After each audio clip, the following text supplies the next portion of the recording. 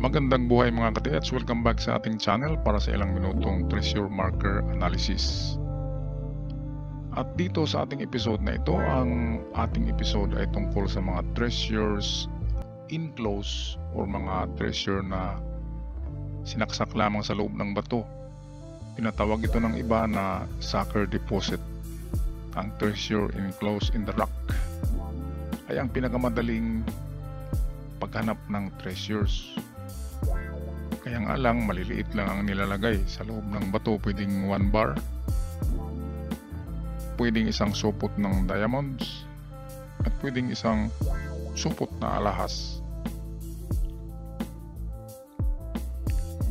Okay, sa bandang kalagitnaan ng video ay meron akong mga diagrams ng mga signs na ibig sabihin ang treasure ay nasa loob ng bato. Kagaya nito, ito'y actual na sample ng treasure enclosed in the rock. Ang parang letter E na baliktad. Ang treasure ay nasa bandang kaliwa nito ng bato, sa bandang dulo.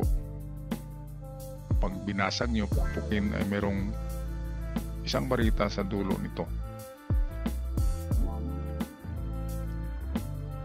At hindi magkapareho ang kahulugan ng bawat sign. Kahit ang mga signs ay parehong-pareho, mayroong magkakaiba na pagbaon.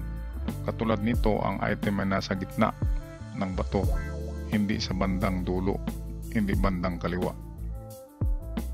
Kaya para makasigurado, kapag umakyat kayo ng bundok, dala-dala kayo ng martilyo o yung pinakamaliit na maso. At kapag naghinala kayo sa bato, pukpukin nyo. Kapag nadurog na butas, hindi yan bato, yan ay simento. Yan ang pinakamadali. Kahit na walang metal detector, ay makakuha pa rin kayo ng ginto, ng Yamashita treasures. Ito naman ay isang sample pa rin. Square or rectangle sign na mayroong tuldok sa gitna. Meron ding treasure enclosed in the rock. Minsan treasure under yan, pero minsan ay treasure enclosed in the rock. Ayan. Kaya ang pagpukpok ng bato ay lahat ng gilid ng bato. Sa kaliwa, kanan, sa likuran, sa harap, at ibabaw.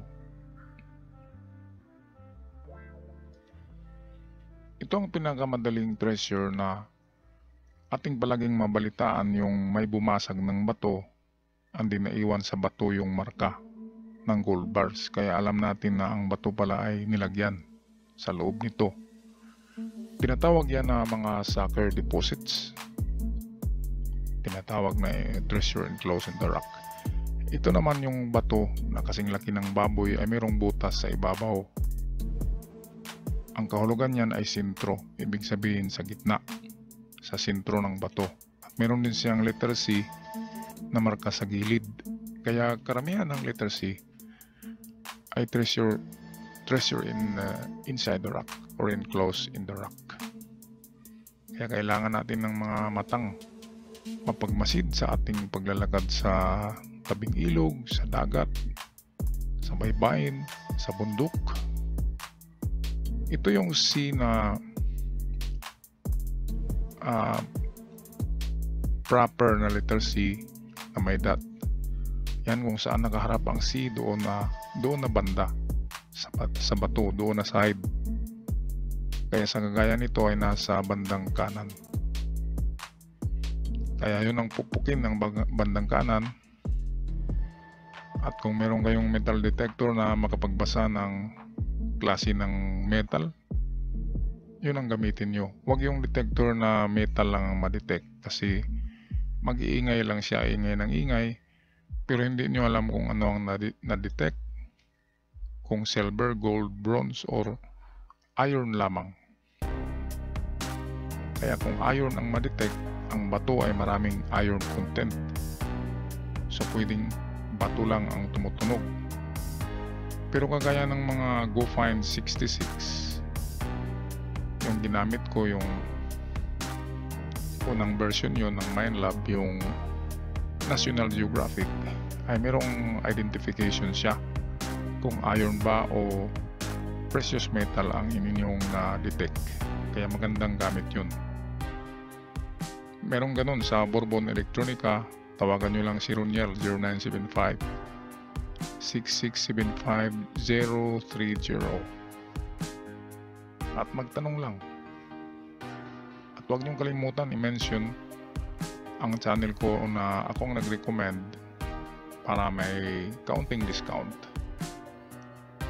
Okay, at meron ding pagbiyak ng bato gamit ang wedge and feeder na bibilian sa online. Wedge and feeder, pang basag talaga yan ng bato, malalaking bato. Okay, so dito na diagram letter C na nakataob, meaning sintrong-sintro sa gitna ang item. Ngayon, kung hindi nyo nabasag ang bato, ay pwedeng old-fashioned style, which is susunugin ang bato. Kuha kayo ng maraming gulong, maraming kahoy, sunugin ang bato. After 2 hours, buhusan ng tubig, yan ay mabibiyak. So dito ito na diagram ay ang malaking bato ay binutas ang gitna, andin nilagay yung item. Pagkatapos ay binuhusan ng semento. Ang semento dyan, yung bandang ibabaw ng semento, ay ang masa dyan ay pinulbos nila yung bato na katulad ng bato na binutas. Ginawang buhangin, andin hinaluan ng semento, at yun yung pinapatch nila sa ibabaw para hindi mahalata na semento. Kaya nga, akala natin mga bato lamang yung nakikita natin, yun pala sa dami-daming ganyan ay meron palang semento. At yung semento na bato, alam na natin yan na artificial rock, ay pwedeng may laman. Okay, so itong nasa picture dito, kung makikita nyo, mga treasure hunter yan. Yan, nagtataka sila, ano ba yung mga marka-marka dyan, ang dami-dami. Pinakamalaking sign dyan ang triangle. Ngayon, palagi tayo nagsabi na pag triangle nasa isang bato o nasa isang kahoy ang item, pwedeng nag-triangle ang posisyon ng mga bato or ng kahoy. Pero ito, kakaiba ito. Tama nga na nasa isang bato, pero ang treasure ay nasa loob ng bato, sa bandang likod. Yan ang ibig sabihin yan, pero yung ibang marka dyan ay misleading. Ibig sabihin mga fake, misleading na marka para pupunta tayo sa malayo, katulad ng number 5. Di pupunta ka niyan sa malayo, sa 5 meters or yards, pero yung item pala nasa likod ng bato. Ito'y kwento ng father ko na isang Amerikano daw dyan ang nakakuha. Nang tumigil na itong mga treasure hunters, pinasok na ng kano at binutas yung likod ng bato. Meron yatang detector na dala yung Amerikano, kaya na-detect niya na nasa likod pala. Kaya yun, nakuha niya. Konti lang naman, 2 bareta lang. So kung 6 kilos ang maliit na bareta, 12 kilos. Tiba-tiba, kaya umuwi ang Amerika ang kano at masaya. Habang mga Pilipino na nakadiscover dyan ay patawa-tawa lang pero walang nakuha. Okay, so itong kasunod ay treasure enclosed in the rock. Totoong ano talaga ito.